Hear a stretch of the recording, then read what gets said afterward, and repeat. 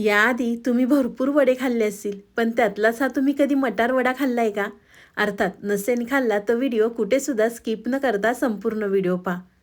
Hi hello नमस्ते, स्वाती सांडभोर या YouTube चॅनलवर तुम्हा सगळ्यांचं अगदी मनापासून स्वागत करते. इथे मी मेजरमेंटनी 2 कप वाटाणा घेतलेला आहे. वजनी म्हटलं तर अर्धा किलो वाटाणा या ठिकाणी मी वापरलेला आहे. तर इथे मी अर्धा किलो वाटाणा घेतल्यानंतर एका साईडला कढई गरम करून घेतलेली आहे. कढईमध्ये आपल्याला 1 तांब्या भरून पाणी घालायचं आहे. 1 तांब्या भरून पाणी म्हटलं तर या ठिकाणी मी 1 लिटर पाणी वापरलेलं आहे. पाण्याला आपल्याला उकळी आली की त्यामध्ये आपल्याला वाटाणा घालायचा आहे. इथे मी पाण्यामध्ये वाटाणा घालते आणि आपल्याला अर्धवट झाकण ठेवून वाटाणा 7 ते 8 मिनिटांसाठी वाटाणा आपल्याला शिजवून घ्यायचा आहे.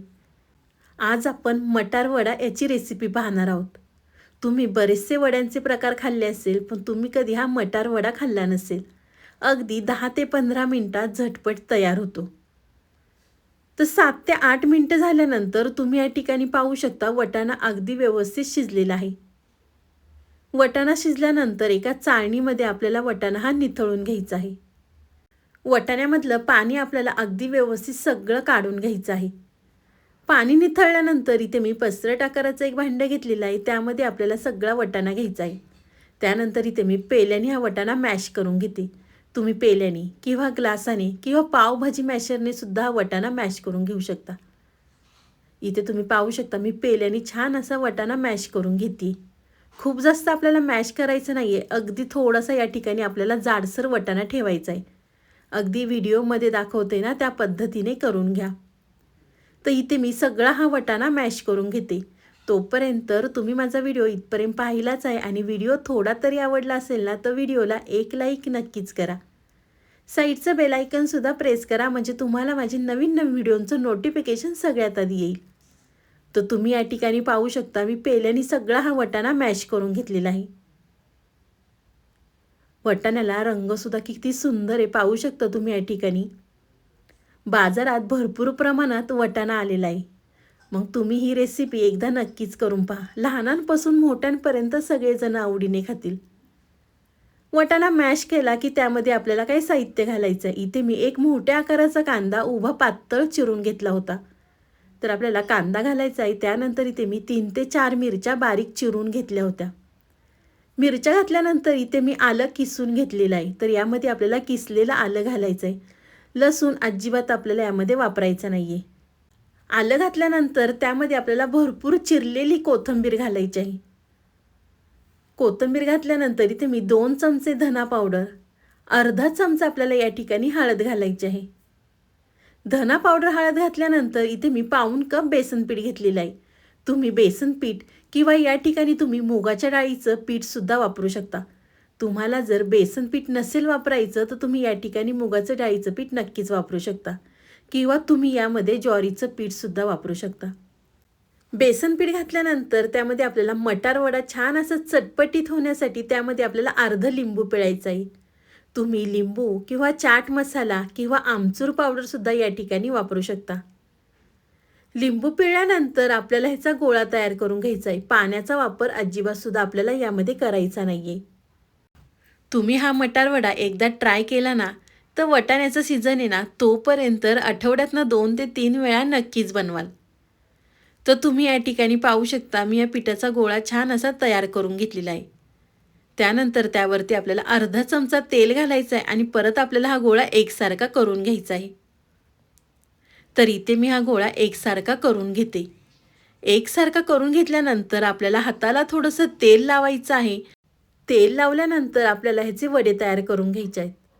खूप जास्त वडा जाड करायचा नाही आहे. अगदी व्हिडिओमध्ये दाखवते ना त्या पद्धतीने वडा तयार करून घ्या.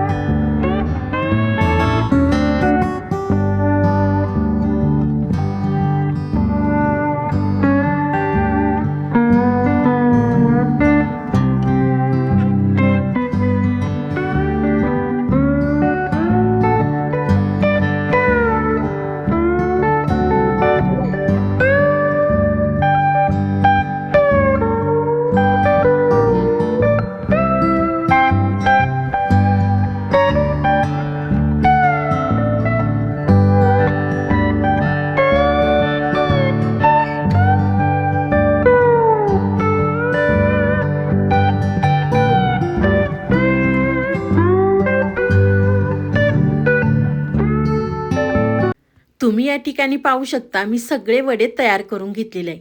साधारण अर्धा किलो वाटाण्यामध्ये इथे माझे 10 वडे तयार झालेले आहेत. तर एका साईडला तेल गरम करून घेतलेलं आहे. तेल गरम झाल्यानंतर त्यामध्ये आपल्याला एक एक वडा सोडायचा आहे. तेलामध्ये वडा सोडताना काळजी घ्यायची, कारण तेल हातावर उडेल. तर इथे मी एक एक करून तेलामध्ये वडा सोडते आणि दोन्ही साईडनी आपल्याला छान असे रंग येईपर्यंत तळून घ्यायचं आहे.